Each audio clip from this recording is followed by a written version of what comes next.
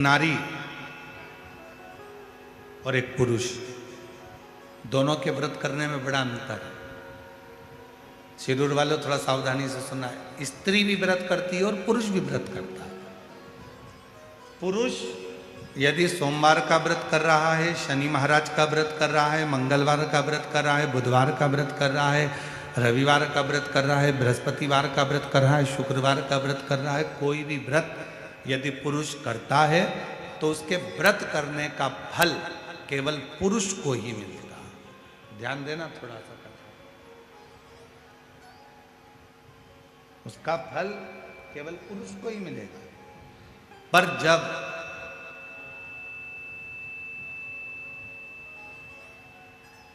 एक स्त्री अगर कोई व्रत करती है तो उसका फल केवल स्त्री को नहीं मिलता, उसके पति को भी मिलता है, उसके पिता को भी मिलता है, उसके ससुर को भी मिलता है, उसके भाई को भी मिलता है।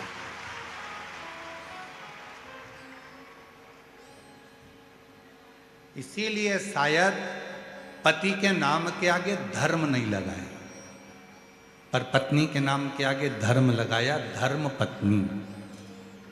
आज तक किसी पति के नाम के आगे तुमने सुना कि धर्म पति है? अरे बोलो तो शिरूर वालों, सुना आप लोगों ने? नहीं सुना।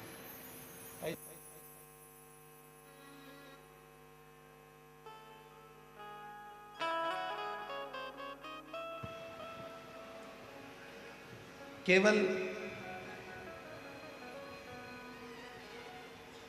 पति अगर सोमवार का व्रत करेगा तो उसको खुद को उसका फल मिलेगा। पति यदि प्रदोष का व्रत करेगा तो उसको खुद को फल मिलेगा। पति अगर मंगलवार का व्रत कर रहा है तो उसको खुद का फल मिलेगा। पर एक स्त्री, एक नारी जब कोई व्रत करती है तो उसका फल केवल उसको अकेले को नहीं मिलता, वो अपने मायके की भी 7 पीढ़ी और ससुराल की भी 7 पीढ़ी को पार सब। इसीलिए इनको कहते हैं धर्म पत्नी।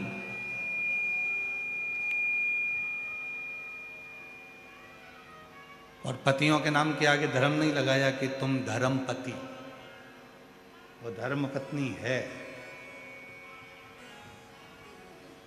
और पत्नी और धर्म पत्नी में भी जमीन और आसमान का अंतर होता है।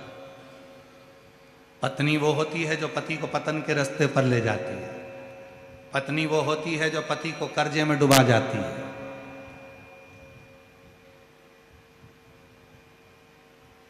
हो सकता है हमारी बात का किसी किसी को बुरा भी लग जाए।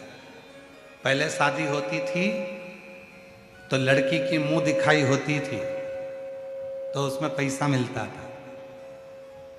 बोलो सही है कि गलत है? पहले मुंह दिखाई में पैसा देना पड़ता था। आज का जमाना ऐसा खड़ा हो